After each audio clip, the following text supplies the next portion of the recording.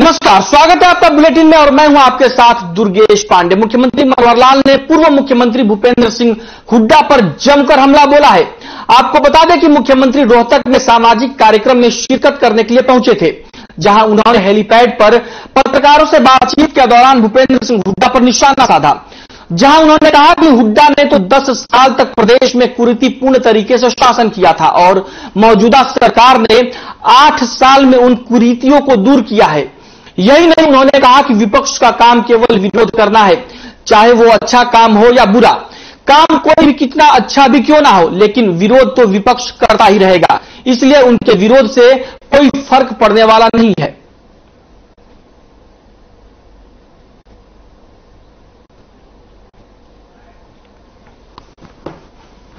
विपक्ष के बारे में हमेशा एक ही बात पहले भी कहता रहा हूं, आज भी कह रहा हूं कि वो किसी भी बात की प्रशंसा कभी करेंगे नहीं। अगर रचनात्मक तौर पर विपक्ष काम करता तो कहीं ना कहीं अपनी गतिविधियों लेके आगे बढ़ता।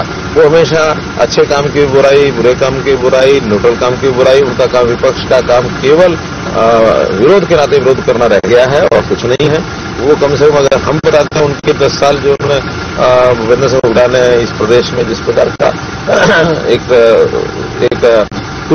कुरीतिपूर्वक जैसा उन्होंने शासन की व्यवस्था उससे मुकी थी, हमने उन सब कुरीतियों को दूर किया है। आज प्रदेश की जनता एक प्रकार से स्वच्छ प्रशासन की जो हकदार हामी भर करके आगे बढ़ रही है, उसे मोदी भी अच्छा लगता है। अब बात करेंगे इस वक्त की बड़ी खबर की। इस वक्त की बड़ी खबर गुरुग्राम से आ रही है। गुरुग्राम से इस वक्त की बड़ी खबर, सोहना एलिवेटेड फ्लाईओवर पर हादसा, पिकअप मिनी ट्रक और कार में टक्कर, कार के उड़े पर खच्चे, 3 टायर हुए अलग, कार चालक और पिकअप चालक गंभीर रूप से घायल। रिठौज मोड़ के पास हुआ हादसा, रॉन्ग साइड पर पिकअप ला रहा था चालक। गुरुग्राम से इस वक्त की बड़ी खबर हम आप तक पहुंचा रहे हैं। सोहना एलिवेटेड फ्लाईओवर पर हादसा, पिकअप निजी ट्रक, कार के उड़े पर खच्चे, 3 टायर हुए अलग, कार चालक और पिकअप चालक घायल। गुरुग्राम से इस वक्त की बड़ी खबर, सोहना एलिवेटेड फ्लाईओवर पर हादसा, पिकअप मिनी ट्रक और कार की टक्कर, कार के उड़े पर खच्चे, 3 टायर हुए अलग, कार चालक और पिकअप चालक गंभीर रूप से घायल।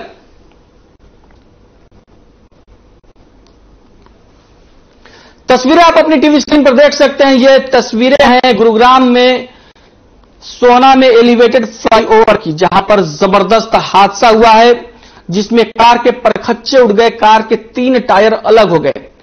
तस्वीरों में आप गाड़ी की हालत को देखकर अंदाजा लगा सकते हैं कि हादसा कितना भयंकर हुआ होगा।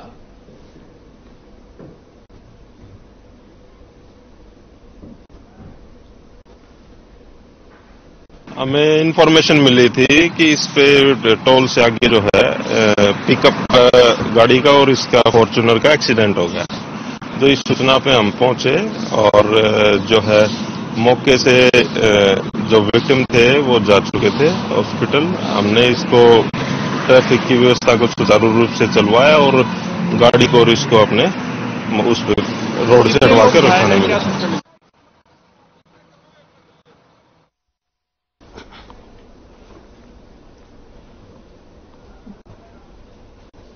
वहीं पंचायत चुनाव को लेकर तैयारियां जोरों पर है। इसी क्रम में डीसी कैप्टन शक्ति सिंह और एसपी वसीम अकरम ने पंचायत आम चुनाव 2022 के लिए 30 अक्टूबर को होने वाले मतदान की तैयारियों का बहादुरगढ़ में जायजा लिया और पोलिंग पार्टियों की फाइनल रिहर्सल को संबोधित किया। आपको बता दें कि रविवार को होने वाले मतदान के लिए पोलिंग पार्टियां शनिवार को ही पोलिंग यूनिट के साथ अपने अपने मतदान केंद्रों पर पहुंच गई हैं। इस दौरान डीसी ने पोलिंग पार्टियों और अधिकारियों को संबोधित किया और कहा कि प्रजातंत्र में स्वतंत्र और निष्पक्ष निर्वाचन प्रक्रिया संपन्न कराना हर अधिकारी और कर्मचारी का दायित्व है। निर्वाचन प्रक्रिया से जुड़े सभी कार्य पारदर्शी तरीके से होने चाहिए। वहीं एसपी वसीम अकरम ने कहा कि पोलिंग पार्टी टीम भावना से काम करे, पोलिंग पार्टी के सभी सदस्य एक दूसरे का सहयोग करें, मतदान केंद्र पर राज्य निर्वाचन आयोग की ओर से निर्धारित नियमावली का सख्ती से पालन करें।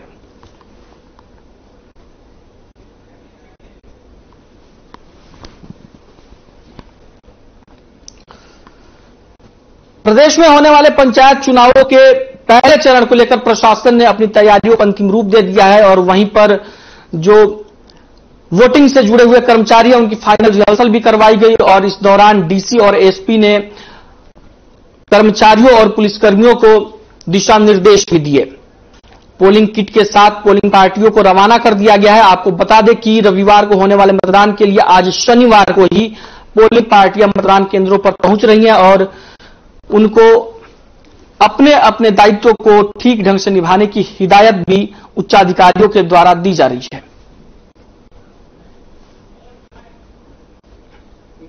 पोलिंग पार्टीज भी इसीलिए इनकी इंस्ट्रक्शन है। पोलिंग पार्टीज को आज डिस्पैच किया जा रहा है, तो इसलिए मैंने और एसपी साहब ने बादली में, बहादुरगढ़ में और झज्जर भी पोलिंग पार्टीज को, पुलिस पर्सनल को ब्रीफ किया है। बेसिकली ट्रेनिंग एडिक्वेट हो चुकी है पोलिंग पार्टीज की। सिर्फ ये इंश्योर कराने के लिए पोलिंग पार्टी और पुलिस पर्सनल पूरी तरह से निष्पक्ष होकर के मतदान कराएंगे, मतदान की अपनी ड्यूटी निभाएंगे। और अपेक्षा है लोगों से, आप लोगों के माध्यम से अनुरोध भी है लोगों से कि जो चुनाव की आदर्श चुनाव प्रक्रिया है, जो संहिता है, उसके अनुसार लोग अपने मतदान करें।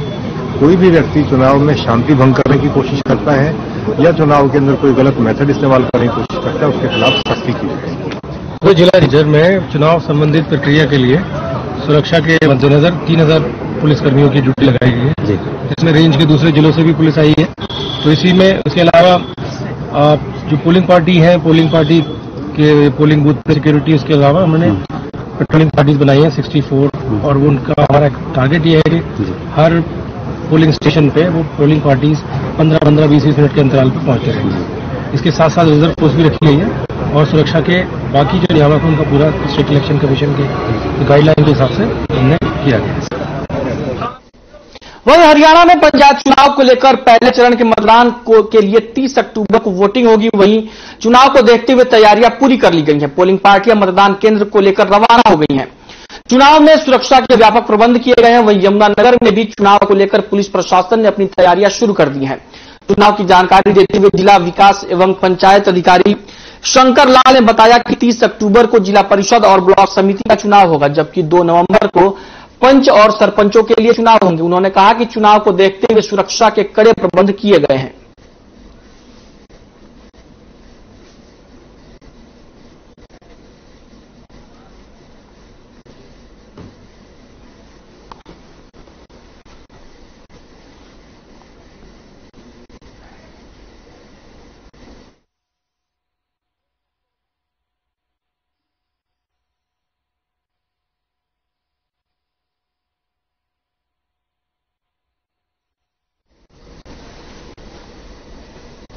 प्रदेश में पंचायत चुनाव के पहले चरण को लेकर प्रशासन ने अपनी तैयारियों को अंतिम रूप दे दिया है। वहीं प्रशासन लगातार तैयारियों को अंतिम रूप देने में लगा हुआ है और पोलिंग पार्टियां भी मतदान केंद्रों के लिए रवाना हो गई हैं। इसी सिलसिले में यमुनानगर में भी पोलिंग पार्टियों को मतदान केंद्रों के लिए रवाना किया गया है। आपको बता दें कि जिला परिषद और ब्लॉक समिति के लिए रविवार को वोटिंग होगी और पंच और सरपंचों को चुनाव के लिए 2 नवंबर को मतदान कराए जाएंगे। रविवार 30 अक्टूबर को जिला परिषद और ब्लॉक समिति के चुनावों के लिए वोटिंग होनी है। प्रदेश में पंचायत चुनावों के लिए पहले चरण में यह वोटिंग होगी।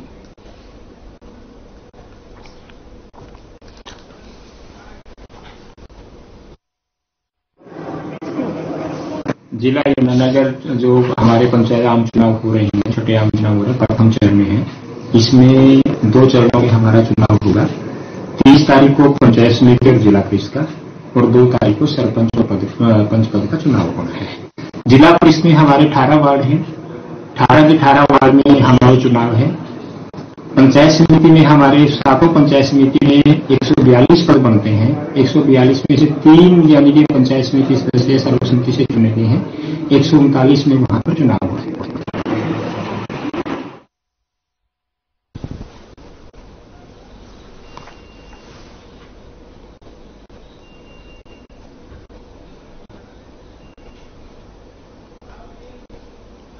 वहीं 30 अक्टूबर को होने वाले पंचायत चुनाव के पहले चरण को लेकर रादौर में फाइनल रिहर्सल की गई। इस मौके पर चुनाव अधिकारी और रादौर के एसडीएम सत्येंद्र सिवाच ने पोलिंग पार्टियों को चुनाव संबंधी महत्वपूर्ण जानकारियां दी। वहीं सभी पोलिंग पार्टियों को चुनाव सामग्री देकर बूथों के लिए रवाना किया गया। एसडीएम सत्येंद्र सिवाच ने बताया कि उपमंडल रादौर में जिला परिषद और पंचायत समिति चुनाव को लेकर 103 बूथ बनाए गए हैं, जिन पर पर्याप्त मात्रा में ड्यूटी मजिस्ट्रेट और सेक्टर सुपरवाइजर लगाए गए हैं।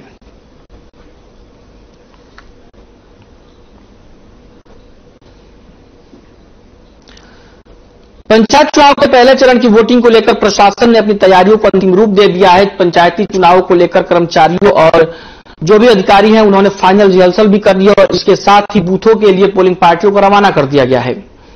आपको बता दें कि रादौर में 103 पोलिंग बूथ बनाए गए हैं वोटिंग के लिए और कल 30 अक्टूबर को जिला परिषद और ब्लॉक समिति के लिए मतदान होगा, जबकि 2 नवंबर को पंच और सरपंचों के चुनाव के लिए वोटिंग होगी। आपको बता दें कि प्रशासन लगातार चुनावों के लिए अपनी तैयारियां कर रहा है। वहीं प्रशासन ने पुलिस पार्टियों को भी तैयार कर दिया ताकि सुरक्षा व्यवस्था के पुख्ता इंतजाम हो सके। इसके साथ ही वोटिंग कराने के लिए जो भी कर्मचारी हैं उनकी भी पूरी रिहर्सल करा दी गई है और इसके बाद उन्हें पोलिंग बूथों के लिए रवाना भी कर दिया गया है।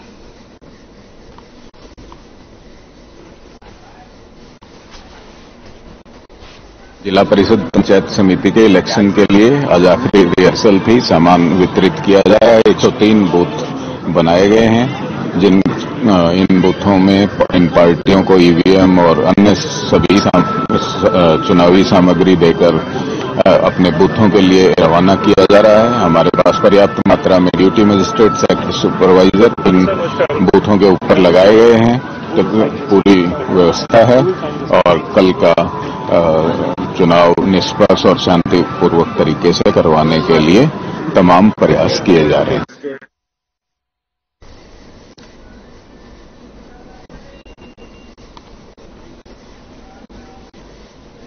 बुलेटिन में फिलहाल वक्त एक ब्रेक का है, रुकते हैं कुछ पलों के लिए।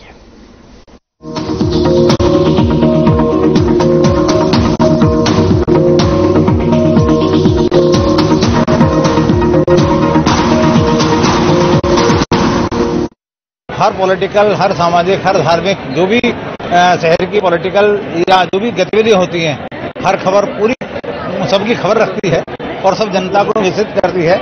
मैं हर खबर का 1 वर्ष होने पर उनको हार्दिक शुभकामनाएं, बधाई देता हूं और कामना करता हूं कि उनके जो आवाज है और बुलंद हो, जनता की आवाज जनता तक उनको पहुंचाएं, जनप्रतिनिधियों की आवाज जनता तक पहुंचे। जो अपना काम बड़ी कुशलता से कर रहे हैं उनके लिए मैं बहुत शुभकामनाएं, बहुत बधाई देता हूं। हर खबर के आदरणीय राकेश गुप्ता जी को मैं दिल की गहराइयों से शुभकामनाएं, बधाई देती हूँ। हर खबर का जब पहला दिन था और पहली खबर आपकी छपी थी दिल्ली से, उस प्रोग्राम में भी मैं आपके साथ थी। आपको 365 दिन के सफरनामे की बहुत बहुत शुभकामनाएं और 365 साल तक का तो जिम्मा आप लें पूरे देश का। धन्यवाद। बड़ा अच्छा लगता है कि हर खबर आप दे रहे हैं, तो मैं समझता हूँ इसका बहुत बड़ा 1 साल पूरा होने में मैं आपका स्वागत करता हूँ, वेलकम करता हूँ। और आपका चैनल हमेशा रचनात्मक बातों को आगे बढ़ाता है और ऐसे चैनल को हर आदमी तारीफ करेगा। जो आदमी पक्ष और विपक्ष की साफ करके जो तारीफ करने की बात है उसकी तारीफ करे, जो आलोचना है उसका आलोचना करे। एक डेमोक्रेसी सेटअप में इससे बढ़िया और कोई प्रदर्शन आप लोगों का नहीं हो सकता। आप हर खबर के साथ मेरी शुभकामनाएं, आपका चैनल ऐसे ही आगे चले, जैसे 1 साल गया ऐसा हर साल आपके लिए स्वर्णिम बनता जाए। आपका बहुत धन्यवाद। हरे रंगों का उमंगों का जज्बा का रुकता है, मन साफ है तेरा अंदर तो बाहर दिखता है। जो अच्छा हो, जो सच्चा हो, वही तो दिखता है। हम निर्मा एडवांस हैं, मन की तरह कपड़े भी साफ रखते हैं। Nirma advance. Hey mom, hey, look, I can download a app really fast. I can make dosas faster. Must be joking. Bus, 3 easy steps. Mix with water, spread batter, fry. गाना डाउनलोड हुआ? नहीं, पर तब तक मैं इडली बनाती हूँ। हमने बनाया किड्स से। हरे रंगों का उमंगों का, अरे रंगों का उमंगों का जज्बा कहाँ रुकता है, मन साफ है तेरा अंदर तो बाहर दिखता है। हर रिश्ते का एहसास रखते हैं, हर घर में अपनी पहचान खास रखते हैं। हम निर्मा एडवांस हैं, मन की तरह कपड़े भी साफ रखते हैं। निर्मा एडवांस। अगर आप पत्रकारिता के क्षेत्र में करियर बनाना चाहते हैं तो हम सिखाएंगे आपको इलेक्ट्रॉनिक मीडिया के हर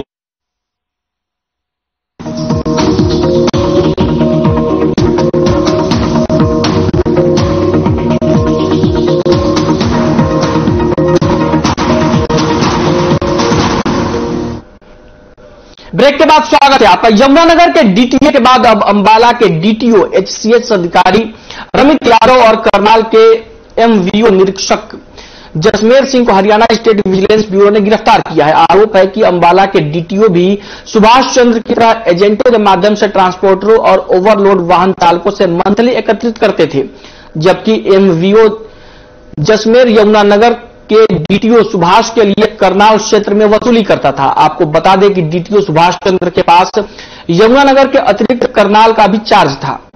वहीं दोनों आरोपियों को शनिवार को अदालत में पेश किया गया और रिमांड पर लिया गया।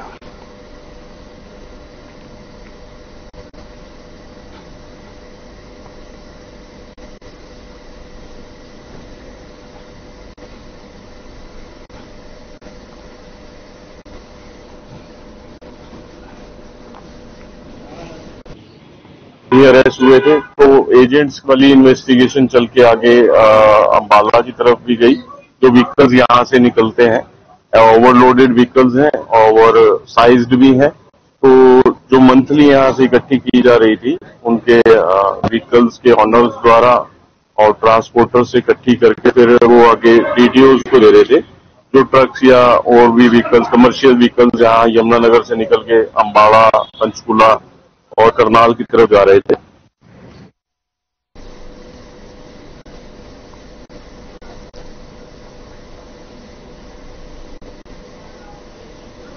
खबर गुरुग्राम से है, जहां सफाई कर्मचारियों ने देर रात शहर में जमकर तांडव मचाया। जहां उन्होंने सरकार के खिलाफ जमकर नारेबाजी करते हुए जाम लगा दिया, तो वहीं प्रशासन की ओर से सड़कों की सफाई के लिए भेजी गई स्वीपिंग मशीन को रोक दिया। सूचना मिलते ही न्यू कॉलोनी थाना पुलिस मौके पर पहुंची और जाम लगा रहे सफाई कर्मचारियों को सड़क से हटाया। करीब 1 घंटे तक चले बवाल के बाद स्वीपिंग मशीन को वापस भेज दिया गया, जिसके बाद सफाई कर्मचारी चले गए।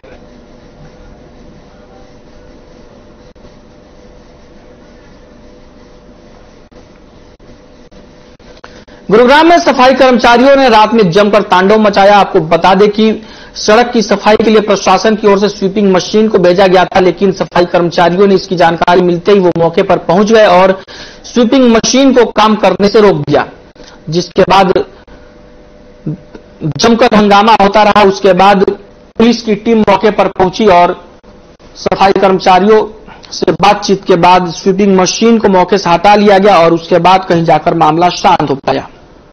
आपको बता दें कि पूरे प्रदेश में सफाई कर्मचारी इन दिनों हड़ताल पर हैं और इसी को लेकर प्रदेश के तमाम शहरों में सफाई व्यवस्था एकदम से चरमरा गई है और जगह जगह कूड़े के ढेर लगने लगे हैं। इसी को लेकर गुरुग्राम में सड़क की सफाई के लिए स्वीपिंग मशीन लगाई गई थी, जिसको सफाई कर्मचारियों ने सफाई करने से रोक दिया।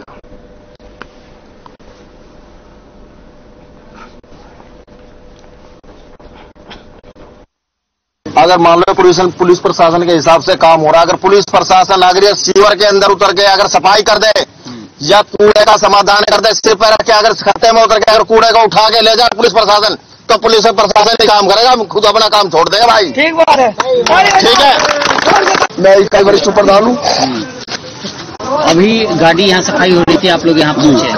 सर सफाई हो रही है, हमारा शांतिप्रिय प्रदर्शन चल रहा है। हमने सफाई के लिए सभी को मना कर रखा है, ठेकेदारी प्रथा में हो चाहे वो निगम रोल का मार दो, पक्का कच्चा कर्म क्या सरकार सभी इस बारे में सबको पता है और हमने सबको आग्रह कर रहे हैं बार बार, और उसके बावजूद भी ये दबाव के आगे या किसी तरह से सफाई कर रहे हैं, तो हमारा जो पता चला। लेकिन कहीं कहीं पे ये शिकायत भी देखने को मिली है कि जो हमारे अभी सफाई कर्मचारी हैं या यूनियन है, उनके लोगों के द्वारा उनको काम करने से रोका जा रहा है, तो ये बिल्कुल उचित नहीं है। इसके लिए पुलिस प्रबंध भी किए गए हैं और अगर इस प्रकार से कार्य को रोकते हुए पाया जाता है तो उसके खिलाफ कड़ी कार्रवाई करेंगे। किसी को भी कार्य ना करने देना,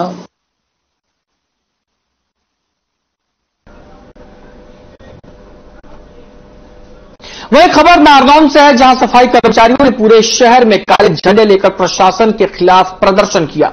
इस दौरान सर्व कर्मचारी संघ के ब्लॉक प्रधान रोहताश शर्मा ने कहा कि प्रशासन कर्मचारियों को झूठे आश्वासन देता है। जब कर्मचारियों के साथ मीटिंग होती है तो कर्मचारियों की सभी बातों को मान लिया जाता है, लेकिन अमल नहीं किया जाता। आपको बता दें कि सफाई कर्मचारी पिछले 11 दिनों से लगातार हड़ताल पर बैठे हुए हैं, जिसके चलते शहर की सफाई व्यवस्था पूरी तरीके से चरमरा गई है।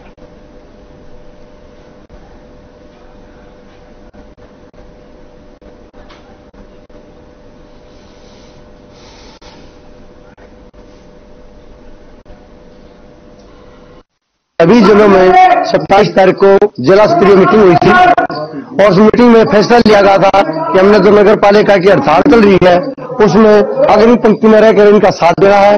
और उसी दिन सभी जिलों में ये फैसला हुआ था। हम 29 तारीख को 29/10/2022 को नुक्कड़ सभाएं हर ब्लॉक स्तर पर करेंगे।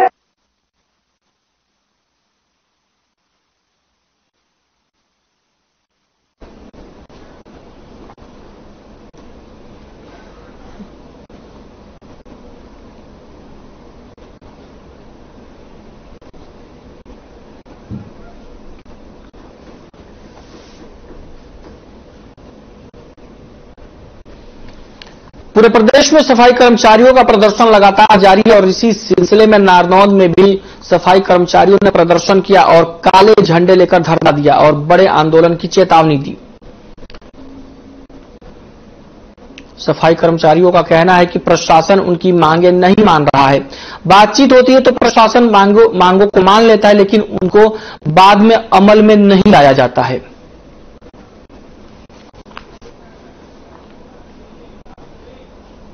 वहीं चरखी दादरी नगर परिषद सफाई कर्मचारी अपनी मांगों को लेकर काफी समय से हड़ताल कर रहे हैं। सफाई कर्मचारियों की हड़ताल की वजह से शहर में जगह जगह कूड़े के ढेर लग गए हैं। जिला प्रशासन की ओर से शहर में पुलिस की मौजूदगी में सफाई अभियान चलाया गया, जिसका नगर परिषद के सफाई कर्मचारियों ने विरोध किया। सफाई कर्मचारियों का कहना है कि उनकी मांगों को पूरा नहीं किया जा रहा है, जिसकी वजह से वो हड़ताल कर रहे हैं। सफाई कर्मचारियों ने सरकार से जल्द उनकी मांगों को मानने की अपील की है।